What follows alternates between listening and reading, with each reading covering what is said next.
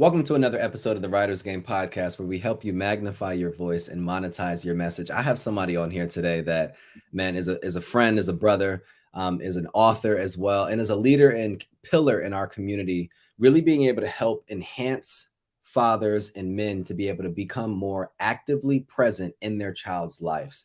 This man he's a pillar. He's somebody that I truly look up to, somebody that is paving the way for men to understand how to become more encouraged, how to be more emotionally intelligent, as well as strong people inside the household so that they can be able to raise children in a way that creates globally competitive leaders in the future. Mod, how you doing, brother? Yo, what's going on, Kyle? It's always a pleasure, man. I'm doing pretty Man, good. How about man. yourself? Look, I'm amazing. I'm amazing. This conversation, I know we've been trying to get on each other's calendars for a while now, Yeah. but I'm really excited, and I'm not just excited for us to talk, but I'm really excited for people to hear the importance of your message as well. So before we get started, I can introduce you for hours, but how would you introduce yourself, and how are you leveraging your story and your book to be able to change lives? So that's a really great starter question, Kyle. Once again, just thanks for the opportunity. Thanks for inviting me, having me on. When it comes to introducing myself, I would like for individuals to know me as a connector, and also I would say like a community strategist. That's Mm. something that I've been working on as of recent because I've just really been going back and forth and doing some restructuring and rebranding, and just realizing, I'm a natural connector. I love getting people together. Which is with active dad. That's why I'm currently, my main focus right now is creating dad community.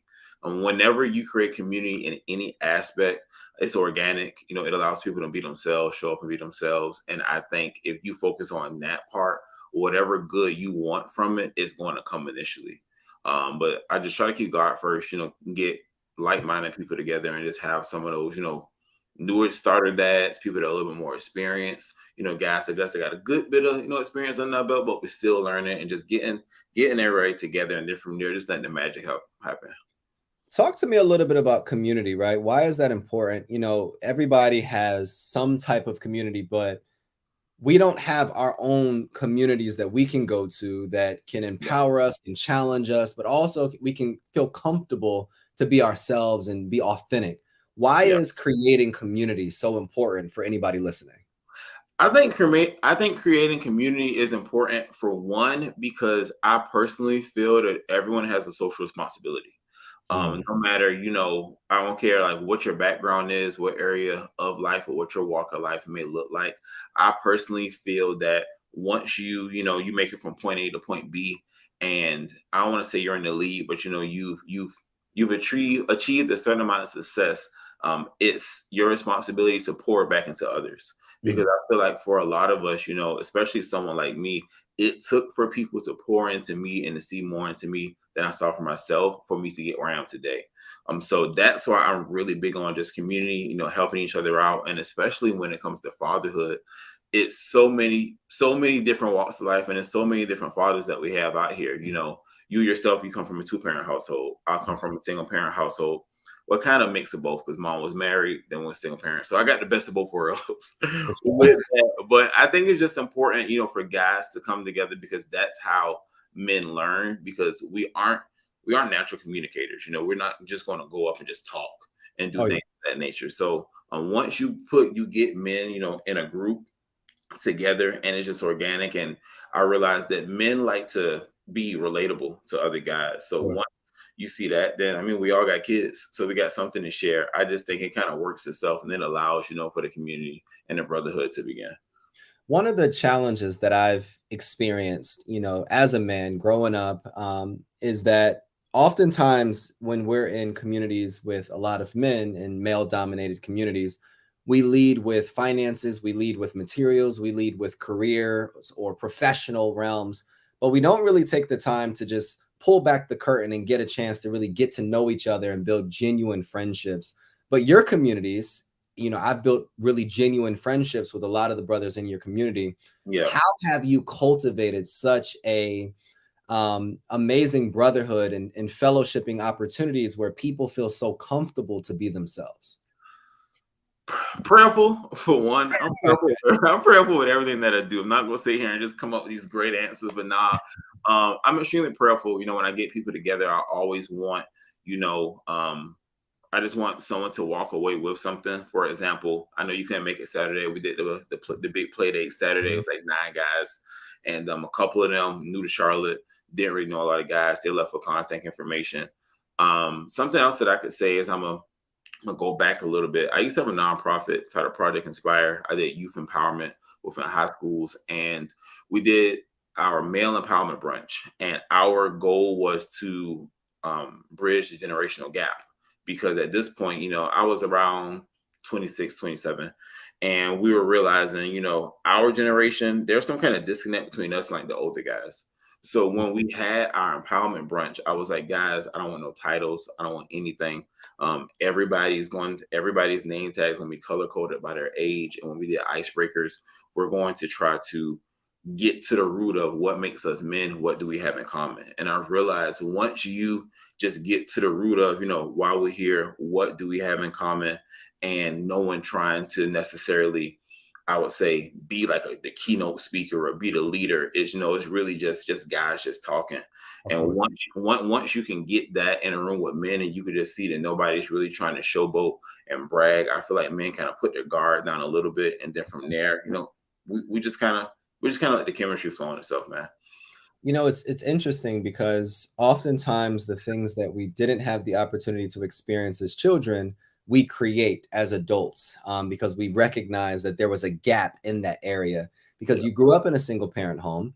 You didn't necessarily have that father figure that was able to push you forward, but you've created, Project Inspire. You've created these male empowerment brunches. You've created Active Dad in this organization, in this community of men coming together collectively to enhance not only fathers, but men as a whole.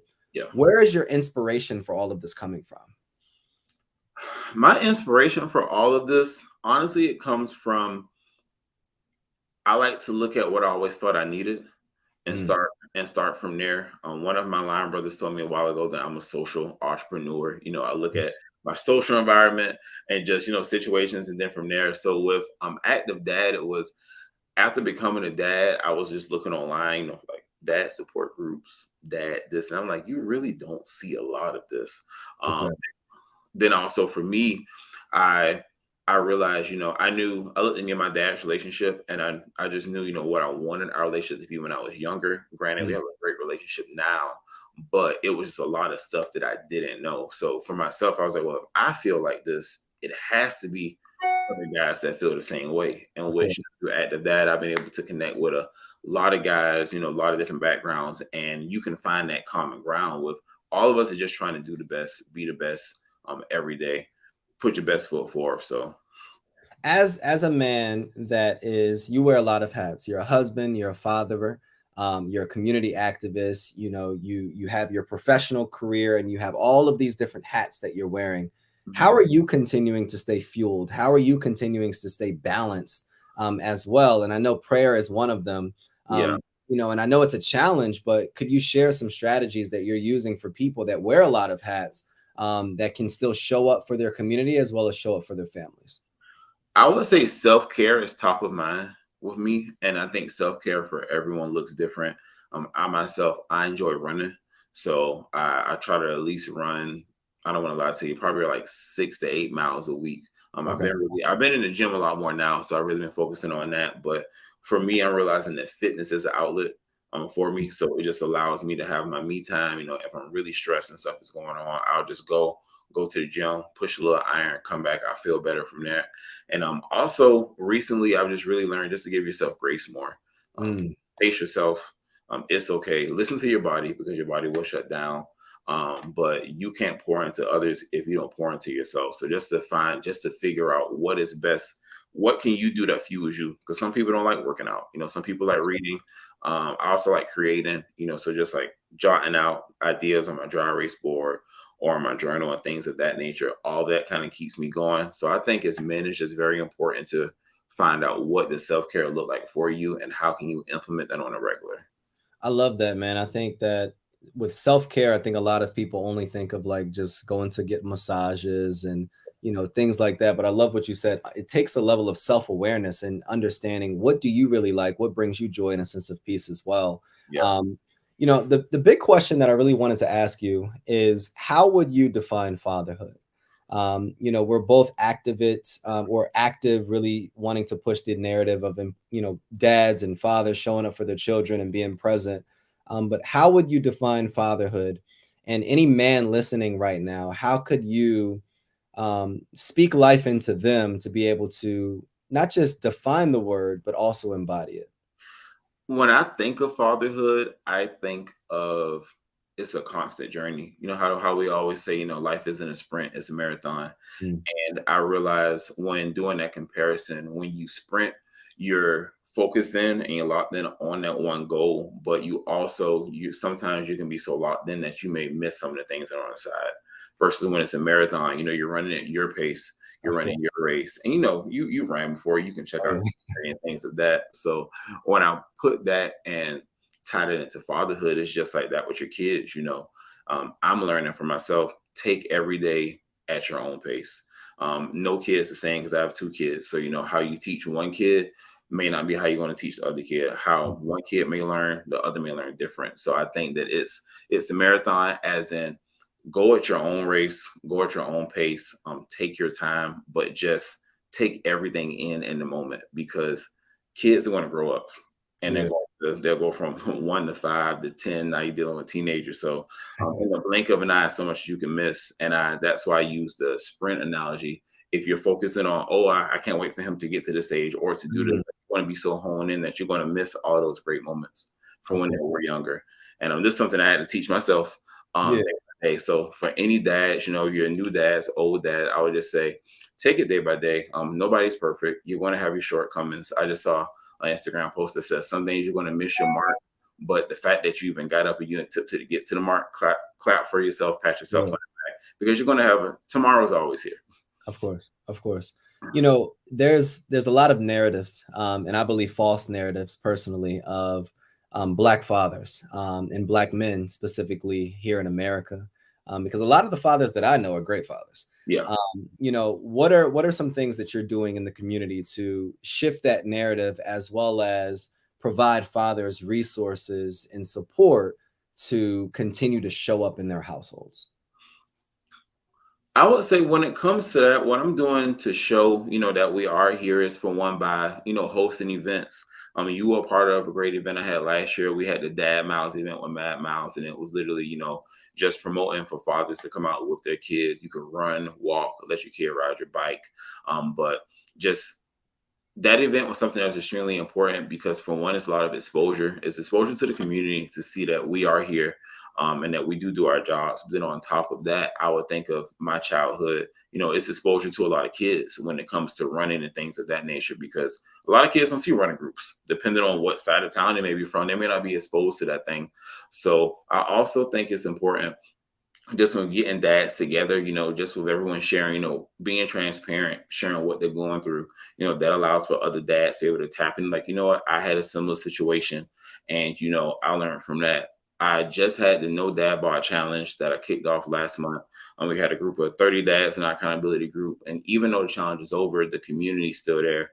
So I Mhm. really enjoyed yesterday. We had like an IEP conversation. One of the guys was saying how his daughter's on an IEP. And I said, listen, I know all about IEPs, and my son's on Oh, an so IEP. I know what it means, but for people who don't understand IEPs, talk to us about what that is.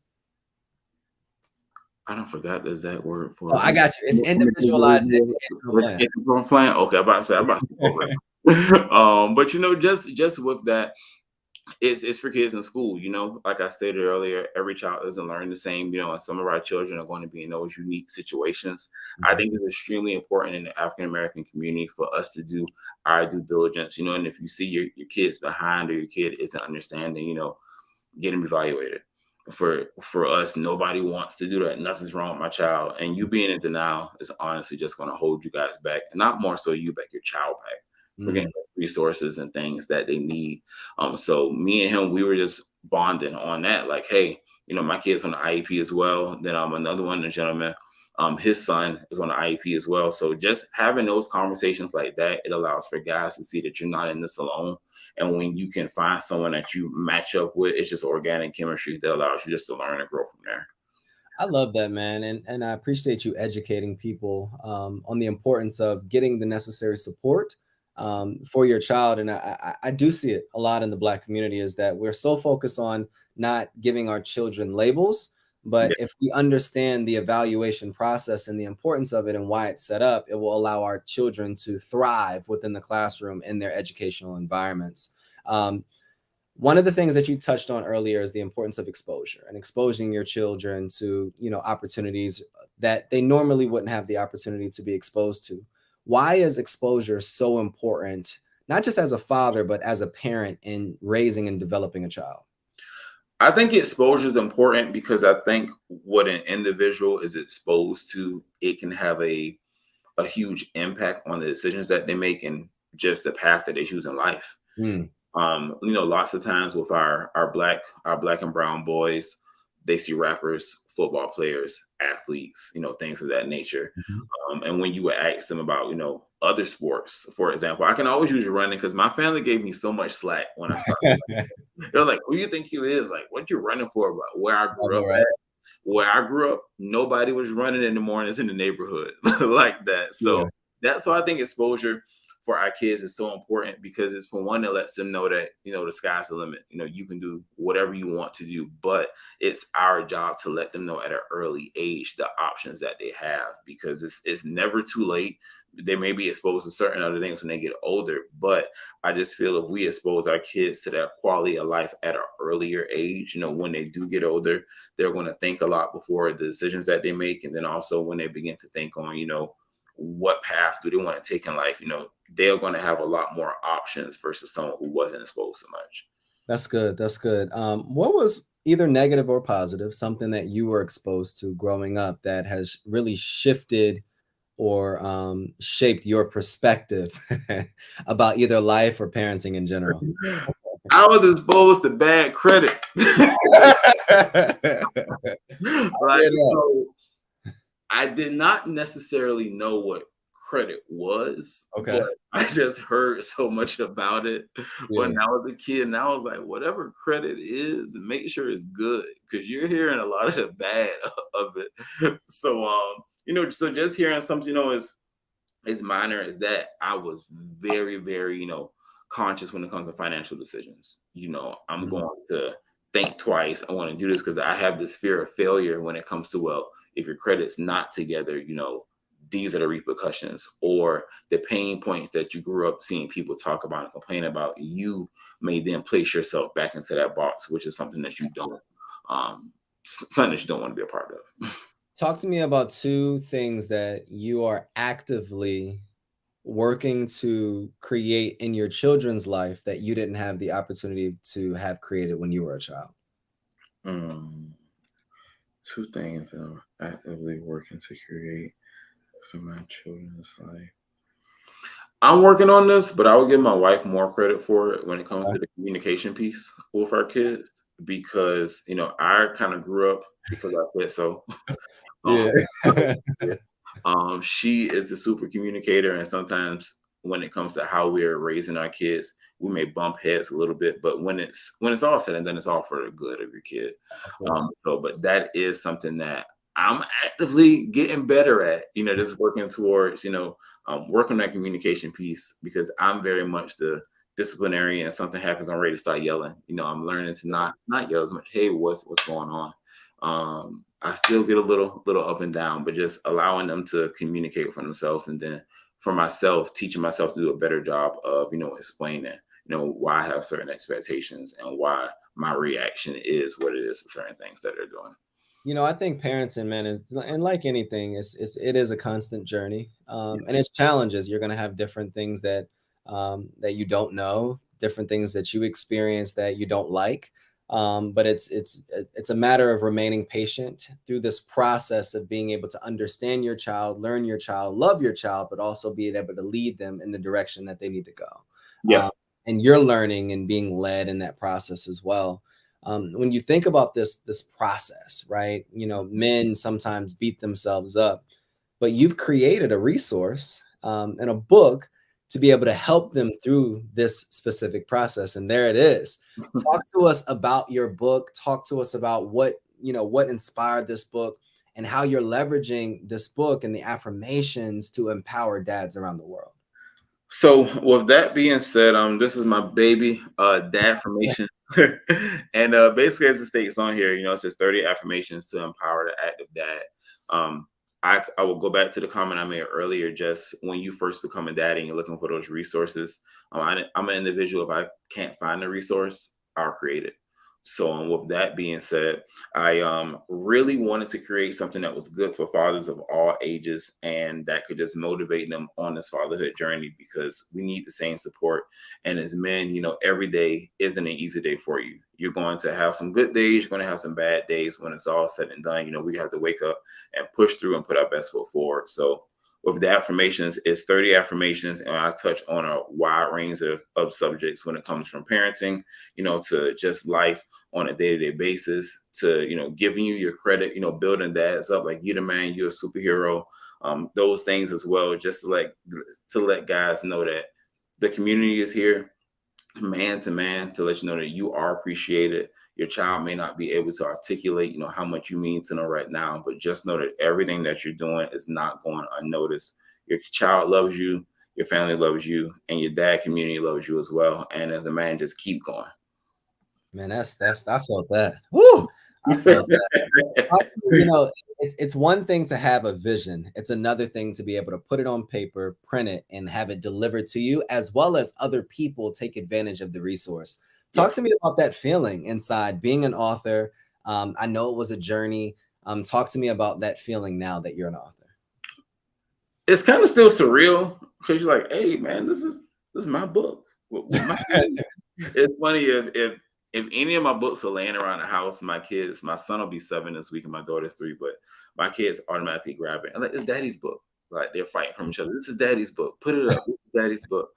But it's a really good feeling. And even with that, you know, I give you credit when me and you connected, and you just when we connected, we weren't even talking about dad formations, but you were just like, you need to write a book. I'm like, you know, you're not the first person to say that. But you really stayed on me, like, hey, get this done. Like, you need to write a book. So all of the assistance, the indirect motivation, the pushing me because I'm stubborn at times, I appreciate you for that. But it's a good feeling, and it's something that that I can reference in conversation. I'm Mm. extremely extroverted, so when I'm out and about, I'll see dads in the store, and I'm like, "Hey man, you're doing a good job. Like, hey man, keep up the good work." And like just even from that, it's sparking conversations, and I'll just begin to motivate a dad. Then I'll say, "Hey, by the way, I have a book, Dad Formations." I was in a grocery store a couple months ago, and I saw this guy. I would give him 24, and this kid was giving it to him in the grocery store. He was like, "Come on, like, come on!" Like I literally saw him trying. So when I actually got to the parking lot, we were parked next to each other. And I was like, hey, like I saw you in the store, handling your kid, good job. I want to give you something. And I just went to my car. He went in the glove box and I gave it to him. And like the look on his face was like, man, he just looked at me. He was like, I'm trying, man. I So love it. I think for that, as guys, we want to hear that validation. And I personally feel like black fathers, I can speak because that's what I am, a black man. I feel like we still don't get as much, I would say on props when it comes to fatherhood right now, Of because course. this generation of us is doing a good job of correcting how we were raised, because there's so many of us that had the good upbringings but also didn't have the best upbringing. But when we have kids, we're trying to just change all of that. Talk to me about one of your favorite affirmations. Think about a dad right now that is really trying, that is working as hard as he can, putting his best foot forward. What is your best or favorite affirmation that either you say or that you've given or that you've read that you would want to share with dads or anybody right now? My favorite affirmation, which from the book, is from day 14, Wisdom Comes with Time. And I'm going to give backstory, but it's actually a quote that I created. And it says, life doesn't get easier. You just learn how to deal with it better. Okay. And it's my favorite affirmation, because when I had my nonprofit and we were doing motivational speaking, we were on the road to being the biggest new motivational speakers. So like when we blow up, everybody needs to have their own quote. So everybody had to come up with their own quote. And I was like 23 when I came up with this. That's deep. So looking back, and it's crazy because now I'm 33. So looking back on that, it's like what I was dealing with then, I wish were the issues I was dealing with as a 33-year-old. For sure. With that being said, I literally, when times get tough, I'm just like, life don't get easier. You just learn how to deal with it better. Juan, one of my friends who introduced me to you, Juan always tells me, he said that's my favorite quote. He said, when I'm going through it, I tell people like, don't get easy, you just learn how to deal with it better. So I think it's something that can apply to all areas. It can apply to life, work, fatherhood, like whatever you're trying to do, just take a step back, give yourself grace because it's really not going to get easier. It's the same things that you're dealing with. They make it a little amplified, but as long as you get those systems in place and you just, you take care of yourself and you know what needs to be done to self so that you can perform at your best ability, you're good after that. I love that, man. And I appreciate you sharing that. And I'm so excited. Anybody listening right now, whether you're watching the live recording or you're watching the actual recording, I want you to tap into this book. I've been putting it in the chat on the screen. I want you to tap into this book and not just buy one copy. I want you to buy 5 copies for 5 or 4 other different fathers or aspiring fathers, veteran fathers that in your community. Maya, talk to me about your favorite moment as a parent thus far. And do you know it? Because I got one, so that you could think about it. There's so many. I really, and it's hard having a favorite moment as a parent because when you have 2 kids, because it's like, oh, you can't pick one and leave the other one out. It has to be 2. So we can say one. I think one of my favorite moments as a parent was my son's first soccer game. Okay. Just because it was a full circle moment for me. My dad came to some of my little league games when I was younger, but I was just really hype about, when I have kids and like if they're in the sports, I'm going to be there and I'm going to be yelling and everything. So my son's first soccer game, I'm on the sidelines being super dad. I'm trying to record him like running and kicking the ball, but like cameras all over the place, trying to scream, like trying to multitask and do so much. But for me, it was just, I knew what that felt like for me when I was younger and I wanted that. And dad was absent. So just even with him, and he would look to the side and he would see us over there. And we always give thumbs up to show that everything's good. That was a really good moment for me, I would say. I love that, man. It's interesting because my moment was when Carter scored his first point in a basketball game. Because he absolutely, and it was a full circle moment because once we first put him in basketball, he was crying, running up and down the court the whole time because he didn't want to be out there. And then that happened for weeks, and then just kind of staying patient, staying on him. And when he scored the point, it was just this moment where all of the family started screaming and yelling for him. And then he looked like directly at me. And it was just like this look that we shared that was like, yeah, like I did it, Dad. It's a good feeling. I'll never forget that. It was definitely a good feeling. What is your message to dads? What is your message? If you had 60 seconds to share a message with all fathers in the world and they had to hear it and it was just going to stick with them the rest of their lives, what would be your message? My message to fathers would be, you're doing a great job. As men, we need that. We need to be pumped up. We need to be amped up. So I would say, A, you're doing a great job. Don't beat yourself up when it comes to this fatherhood thing, because as I said earlier, it's a marathon. We are not sprinting through this. It's so much for you to learn. Everything that you experience as a young adult that has gotten you to this point are the tools that are going to help you, within fatherhood, do a self-assessment on what you liked as a child, what you did not like as a child. And I want to say, put that all together. And that's the blueprint that you're going to start off with raising your kid. I said start off with because you're going to have to tweak some things along the way. So just continue to be patient, continue to have an open mind, and also try to connect with that dad community so that you know that you are not alone. It's many of us out here and we're all figuring this out day by day. Good job, Dad. Keep up the good work. Man, that's we couldn't close any better. Where can we find you, Matt? You can find me at www.theactordad.com. I'm on Instagram at the mod, SMODD_father, and _active dad as well. So man, I am definitely thankful and appreciative of this privilege to be able to share the stage with you as well. I think the work that you're doing, I believe the work that you're doing is phenomenal, and I'm super proud of you. From a brother, as a friend, super proud of you. If anybody is still listening, and if you're still with us, I want you to support Mod by attending his event, joining his community, going to one of his Dad Miles events as well, but also supporting him by purchasing a book. Remember that this is a journey. This is a journey. It's not a sprint, and that you're not gonna try. It's not gonna get easier. You're just gonna be able to get wiser throughout this process of becoming more for yourself, so that you could be able to impart more into your child. We love you. You're doing an amazing job. This is the Writer's Game podcast, where we help you magnify your voice and monetize your message. And we'll see you guys next episode. Appreciate you, bro. You doing a good job.